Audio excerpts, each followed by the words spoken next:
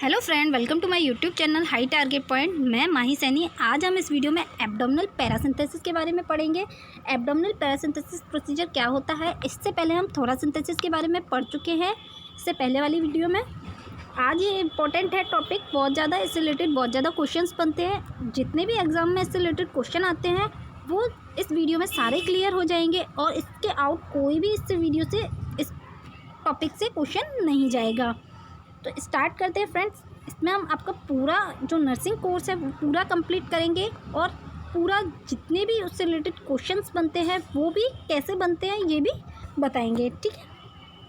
तो स्टार्ट करते हैं। ये आप इमेज में देखो, यहाँ शो हो रहा है, ये है असाइटिस। असाइटिस क्या होता है? पेरिटोनियल कैविटी में फ्लूइड का एक्यूमुलेशन हो जाना, मतलब जो पेरिटोनियल कैविटी होती है उसमें फ्लूइड का कलेक्ट हो जाना। उस फ्लूइड को निकालने के लिए, एक्सक्रीट आउट करने के लिए हम पैरासिंथेसिस प्रोसीजर करते हैं, ठीक है। ये इसकी नॉर्मल हो गया। अब इसका डेफिनेशन देखते हैं हम। Abdominal paracentesis is a bedside clinical procedure. Bedside clinical procedure भी बोलते हैं क्योंकि जो बैग होता है, जो हम फ्लूइड निकालते हैं, वो जो बैग होता है वो बेड साइड लगा होता है, इसलिए हम इसे बेड साइड क्लिनिकल प्रोसीजर कहते हैं। In which needle is inserted into peritoneal cavity and ascites fluid is removed. Ascites मैंने अभी आपको बताया, पेरिटोनियल जो कैविटी होती है इसमें फ्लूइड जो कलेक्ट होता है उसको रिमूव करने के लिए हम ये प्रोसीजर करते हैं। किसके थ्रू करते हैं? निडल इंसर्ट करके हम पेरिटोनियल कैविटी में जो फ्लूइड होता है उसको रिमूव करते हैं, ठीक है। इस प्रोसीजर में ये हमारा कहलाता है पैरासिंथेसिस प्रोसीजर। ये इसका हो गया। ये डायग्नोस्टिक पर्पस के लिए भी किया जाता है। जो अगर हमें टेस्टिंग के लिए करना है तो हम स्मॉल क्वांटिटी में ये फ्लूइड का एक्यूमुलेशन करते हैं। और सेकंड होता है थेराप्यूटिक।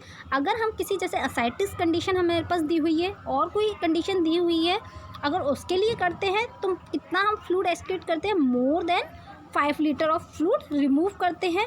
और उसकी वजह से अगर इंट्रा एब्डोमिनल प्रेशर हो रहा है इसकी वजह से सिम्टम्स लाइक डिस्पीनिया एसोसिएट हो रहा है, एब्डोमिनल पेन ये सब क्रिएट हो रहा है, तो इनको प्रिवेंट करने के लिए भी, इनको कम करने के लिए भी हम ये प्रोसीजर करते हैं, ठीक है। क्लियर? इंडिकेशन कब हम करते हैं ये?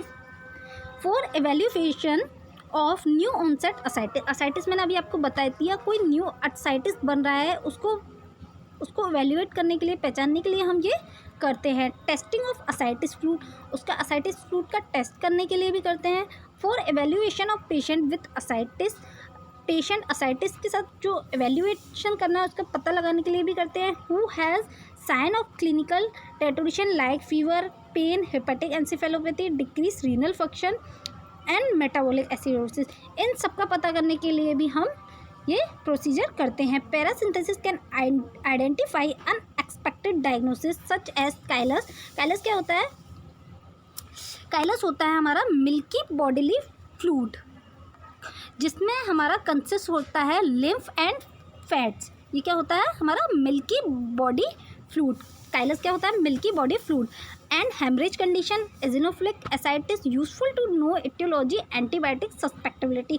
कोई हम एंटीबायोटिक दे रहे हैं तो उसकी वजह से इन्फेक्शन हो रहा है, तो इसको हम जानने के लिए भी, उसका एटियोलॉजी कारण जानने के लिए भी हम करते हैं।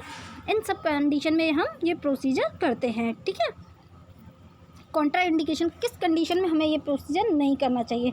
Patient with DIC, disseminated intravascular coagulation. Disseminated intravascular coagulation अगर है पेशेंट को तो हम ये प्रोसीजर नहीं करते हैं, बट हम इसके रिस्क को डिक्रीज़ कर सकते हैं। तो कैसे डिक्रीज़ करते हैं? By administer platelets and fresh frozen plasma. Fresh frozen plasma के थ्रू हम FFP और प्लेटलेट्स एडमिनिस्टर करके हम इसके DIC के रिस्क को कम कर सकते हैं। प्राइमरी फाइब्रोनाइसिस के लिए भी इस कंडीशन में भी हम नहीं करते हैं। प्राइमरी फाइब्रोनाइसिस क्या होता है? इस कंडीशन में क्या होता है? जो क्लॉट्स होते हैं उनका ब्रेकडाउन होता है, क्लॉट्स का ब्रेकडाउन होता है, तो इस कंडीशन में भी हम नहीं करते हैं, बट इसको भी हम ट्रीट कर सकते हैं एमिनो कार्पोइक एसिड देकर और IV के थ्रू ट्रनेक्सामाइक एसिड देकर, ठीक है।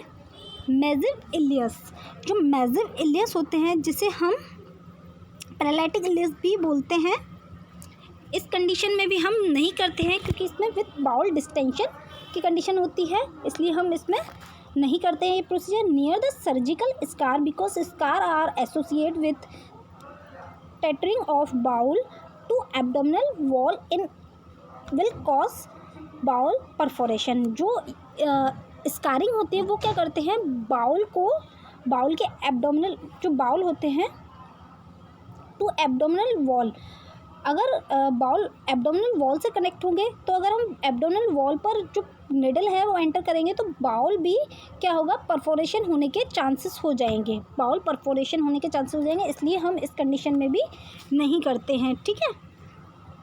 इन्फेक्शन में भी हम नहीं करते हैं, अगर इन्फेक्शन होता है तो हम कोई भी इन्वेसिव प्रोसीजर नहीं करते हैं। ठीक है। Next, abnormal coagulation study like increase INR, international normalization ratio अगर इंक्रीज है तो भी हम नहीं करते हैं प्रोसीजर। थ्रोम्बोसाइटोपिनिया और नॉट कॉन्ट्राइंडिकेशन। थ्रोम्बोसाइटोपिनिया जो होता है इसमें आपका एक कॉन्ट्राइंडिकेशन नहीं होता है। ठीक है। थ्रोम्बोसाइटोपिनिया की कंडीशन में हम कर सकते हैं क्योंकि 70% patient with ascites have abnormal prothrombin time, abnormal होता है और बट इस कंडीशन में ब्लीडिंग के रिस्क होते हैं। ठीक है। तो हमें एंटीकोगुलेशन जो इंजेक्शन होते हैं, एंटीकोगुलेट इंजेक्शन, वो एडमिनिस्टर करते हैं हम इसमें। Who bleed had renal failure suggestive qualitative platelet dysfunction associate with renal failure, her desmopressin may be used before paracentesis in patient with cirrhosis and renal failure। अगर patient renal failure है तो हमें procedure से पहले क्या करना है, जो डेस्मोप्रेसिन है वो पेशेंट को प्रोवाइड करनी है। डेस्मोप्रेसिन क्या करती है, डिहाइड्रेशन से प्रिवेंट करती है। ठीक है। डिहाइड्रेशन से प्रिवेंट करती है, तो हमें डेस्मोप्रेसिन, अगर सिरोसिस है या रीनल फेल्योर का पेशेंट है तो उससे प्रोसीजर करने से पहले हमें डेस्मोप्रेसिन देनी है। ठीक है।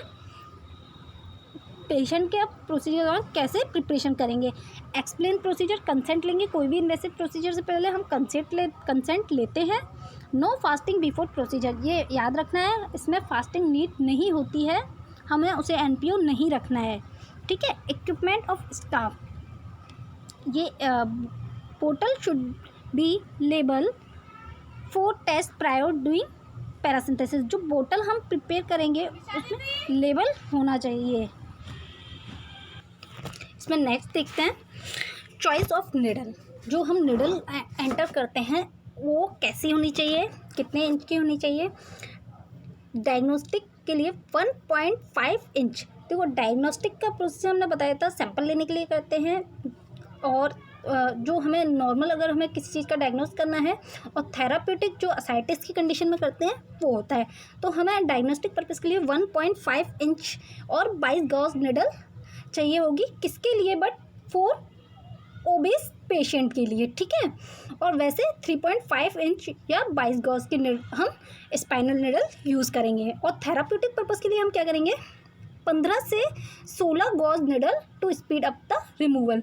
फ्लूइड को रिमूवल करने के लिए 15 से 16 गॉज की निडल यूज़ करेंगे थेराप्यूटिक में। अब ये देखो किम्बरली क्या होता है। Clark quick tap paracentesis tray contain Caldwell needle. इसमें इस एक ट्रे होती है जिसमें क्या होता है, कैडवेल निडल कंटेन होती है। क्या होती है, कैडवेल निडल कंटेन होती है किम्बरली ट्रे में। Which has a sharp inner trocar blunt outer metal cannula, जो कि क्या होती है, शार्प होती है, इनर होती है, और जिसका जो कैनुला होता है वो कैसा होता है, मेटल होता है, with side holes to permit withdraw. जो साइड होल्डेड होती है, जो आसानी से मतलब होल्ड हो जाती है वहाँ, और जो फ्लूइड को विड्रॉ करना है वो इजीली और फ्लूइड को विड्रॉ कर लेती है। ठीक है। ये इम्पॉर्टेंट है और ये हमें याद रखना है। किम्बरली ट्रे है जिसमें कैडवेल निडल होती है, और कैसी होती है, शार्प इनर होती है, और मेटल कैनुला होता है जो इजीली फ्लूइड को विड्रॉ करती है। ठीक है। नेक्स्ट पोजीशन देखते हैं। पोजीशन भी इम्पोर्टेंट है फ्रेंड। इससे हर टॉपिक से हर लाइन से क्वेश्चन बन रहा है, और ज़्यादातर इसी टॉपिक से क्वेश्चन आते भी हैं, इसलिए मैंने ये टॉपिक सेलेक्ट किया है। और इसका पूरा फंडामेंटल का कोर्स आपका कुछ ही टाइम में कंप्लीट हो जाएगा। जिन्होंने भी अभी ये चैनल सब्सक्राइब नहीं किया तो पहले सब्सक्राइब कर लें, क्योंकि यहाँ से आपको इस साइट से पूरी जो नर्सिंग की पूरा जो कोर्स है, एक पूरा कंप्लीट कोर्स प्रोवाइड करेंगे हम, और लास्ट में आपको इसके हम नोट्स भी प्रोवाइड करेंगे। ठीक है, तो कंटिन्यू करते हैं। मोस्टली सुपाइन पोजीशन देते हैं हम। हेड में बी एलिवेटेड, और मे बी हेड को हम एलिवेटेड कर सकते हैं ऊपर की तरफ। Knee elbow position for removal of minimum fluid in dependent area. अगर हम डायग्नोस्टिक पर्पस के लिए करते हैं तो हम नॉर्मल मिनिमम फ्लूइड लेते हैं, तो हम उसमें उस कंडीशन में हम क्या देंगे, नी एल्बो पोजीशन देंगे। ठीक है, क्या देंगे, नी एल्बो पोजीशन देंगे। और वैसे हम मोस्टली स्पाइन पोजीशन देंगे। हेड में भी एलिवेटेड। साइड कैसी देंगे हम पेशेंट को, कौन सी मतलब जो हम प्रोसीजर करेंगे उसके लिए कौन सी साइड सेलेक्ट करेंगे हम। Left lower quadrant dullness on percussion, जो हम मतलब लेफ्ट लोअर क्वाड्रेंट साइड होती है, अभी हम इमेज में आपको दिखाएंगे कौन सी साइड है लेफ्ट लोअर क्वाड्रेंट। तो इसको हम सिलेक्ट करने से पहले परकशन के थ्रू, परकशन हैमर के थ्रू उसको डुल करके देखेंगे वहाँ फ्लूइड कैसा है, कैसी साइड है और ये कहाँ होती है साइड, पहले हम देख लेते हैं। 3 centimetre medial and 2 centimetre above the anterior superior iliac spine. जो एंटीरियर सुपीरियर इलियक स्पाइन होता है उसके 3 centimetre medium and 2 centimetre above होती है। ठीक है, और not near umbilicus because of presence of collateral vessels. जो कोलेट्रल वेजल्स होती है जिसमें ज़्यादातर बहुत मात्रा में ब्लड फ्लो होता है वो होती है, तो इसके अम्ब्लाइकस के हम नियर नहीं करते हैं, अम्ब्लाइकस के नियर नहीं करते, क्योंकि क्या होता है यहाँ प्रेजेंस होती है आपकी collateral vessels. Surgical scar and visible when should be avoided. अगर सर्जिकल कोई स्कार है, मतलब सर्जरी हो चुकी है वहाँ पर कोई सर्जिकल स्कार है और विजिबल अगर वेन विजिबल हो रही है, दिखाई दे रही है, तो उस कंडीशन में भी हम ये प्रोसीजर नहीं करेंगे। सॉरी, वो हम प्रोसीजर के लिए वो साइड सेलेक्ट नहीं करेंगे। ठीक है, क्योंकि वेन अगर पंक्चर हो गई तो ब्लीडिंग होने के ज़्यादातर चांसेस बन जाते हैं। ये देखिए इमेज में आपको शो हो रही है, जैसे मैंने बताया था एंटीरियर सुपीरियर स्पाइन के 3 सेंटीमीटर अबव हम ये करते हैं। और यहाँ पर ये जो वेन आपको दिखाई दे रही है, artery sorry inferior epigastric artery होती है, इसको हम ध्यान रखते हैं कि ये इसमें निडल इसको पंक्चर नहीं करे। अगर इसमें निडल पंक्चर हो जाएगी तो ब्लीडिंग के ज़्यादातर चांसेस बहुत बन जाएंगे। ठीक है, ये आपको इमेज में शो हो रहा है साइड। अब नेक्स्ट देखते हैं वाइल लेफ्ट। हम लेफ्ट साइड ही लेफ्ट जो हम क्वाड्रेंट सेलेक्ट किया वो ही क्यों करते हैं, क्योंकि एब्डोमिनल वॉल इज़ थिनर। यहाँ की जो एब्डोमिनल वॉल होती है थिनर होती है, पतली होती है, इजीली निडल इंसर्ट हो जाएगी। Pool of fluid is more, यहाँ पर फ्लूइड भी ज़्यादा होता है। Patient can be rolled easily to left for drainage, और जो ड्रेनेज होता है वो लेफ़्ट साइड, जो मैंने बताया था बैग लेफ्ट ड्रेनेज जो बैग होता है वो साइड में लगा होता है, तो इजीली वहाँ पर वो लेफ्ट साइड में अपने आप को रोल कर लेगी। Why not right, right side हम क्यों नहीं सेलेक्ट करते। अपेंडेक्टोमी स्कार और cecum filled with gas in patient taking lactulose. इसमें अपेंडेक्टोमी वहाँ पर होती है तो स्कार उसका मे भी हो सकता है। और ये care must be taken not be injury inferior epigastric artery. हमें ध्यान रखना है कि अभी मैंने बताया था इंफीरियर एपिगेस्ट्रिक आर्टरी जो इमेज में शो हो रही थी, हमें ध्यान रखना है वो इंजर्ड नहीं हो, which bleed majorly and which is locate near pubic tubercle. ये कहाँ होती है, प्यूबिक ट्यूबरकल के नियर होती है। अगर ये इंजर्ड हो जाएगी तो ब्लीडिंग के चांसेस बढ़ जाएंगे। ठीक है, बहुत ज़्यादा। Skin sterilisation, skin mark the site as X हम मार्क बनाते हैं and position 12, 13, 6, 9 a few centimetre from X से हम पोजीशन लेते हैं 12, 13, 6, 9 सेंटीमीटर की पोजीशन हम लेते हैं। स्ट्रेल विथ आयोडाइन और chlorhexidine solution starting from x using widening circulation motion. हम कैसे जो लोशन होते हैं उसको उस पार्ट को स्ट्राइल करते हैं। कोई भी हम इन्वेसिव प्रोसीजर करते हैं तो उस साइड को हम क्या करते हैं, स्ट्राइल करते हैं। तो हम आयोडाइन और क्लोरहेक्साडाइन से हम उसे क्या करते हैं, स्टाइल करते हैं और कैसे में करते हैं, मोशन में करते हैं, सर्कुलर मोशन में, ठीक है। नेक्स्ट लोकल एनेस्थेसिया, हम कौन सा एनेस्थेसिया यूज़ करते हैं, लोकल एनेस्थेसिया। यूजिंग कितना करते हैं हम, 3 to 5 ml एनेस्थेसिया यूज़ करते हैं, वो भी कौन सा, 1% लिग्नोकाइन, ठीक है। Solution in jet track technique, हम बट ये कैसे देते हैं, जेट ट्रैक टेक्निक में देते हैं। जेट ट्रैक टेक्निक क्या होती है, इंजेक्शन हम इसमें IM लगाते हैं, और ये जेट ट्रैक टेक्निक क्या होती है, क्यों यूज़ करते हैं, क्योंकि ये लीकेज से प्रिवेंट करती है, लीकेज को प्रिवेंट करती है, ठीक है। Needle use for it is 1.5 inch which is sufficiently long, 1.5 inch long हम needle यूज़ करते हैं इसमें।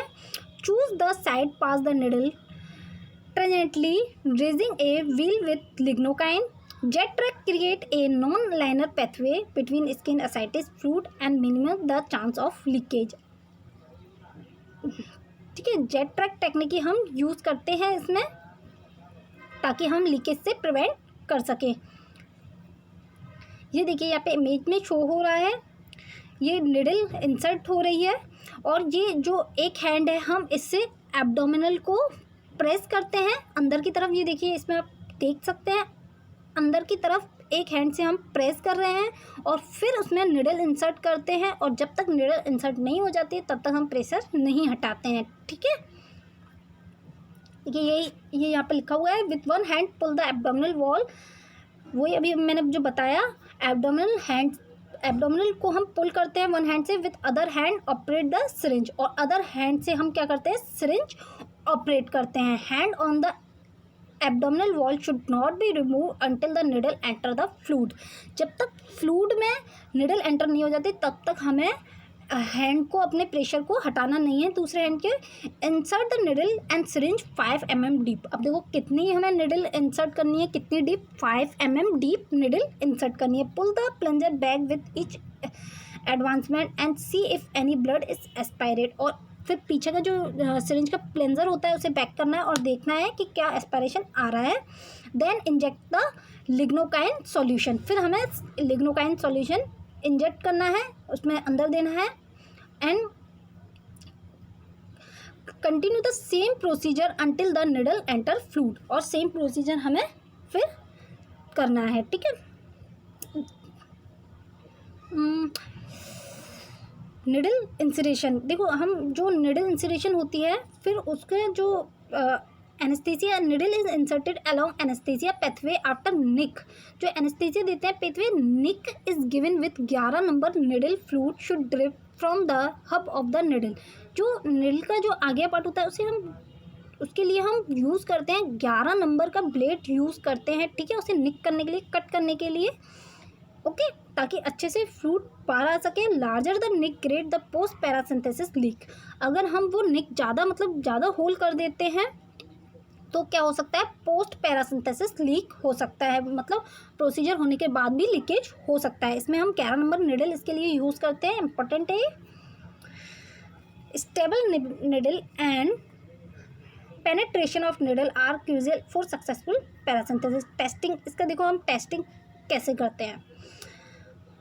25 ml fluid is enough for cell count, deficient count, chemical testing and bacterial culture. अब देखो ये इंपॉर्टेंट है बहुत ज़्यादा, 25 ml फ्लूइड हम लेते हैं किस लिए, अगर हमें बैक्टीरियल कल्चर करना है, CBC की काउंटिंग करनी है, सॉरी सेल काउंटिंग करनी है, और केमिकल टेस्टिंग की काउंटिंग, केमिकल टेस्ट करना है, इन सब के लिए हम कितनी क्वांटिटी में फ्लूइड लेते हैं, 25 ml फ्लूइड लेते हैं। और इन TB, अगर TB है ट्यूबरक्लोसिस पेशेंट को, तो 50 ml फॉर साइटोलॉजी के लिए, ठीक है, 50 ml फ्लूइड लेते हैं, और 50 ml for smear and culture, smear and culture के लिए हम 50 ml फ्लूइड लेते हैं, ठीक है।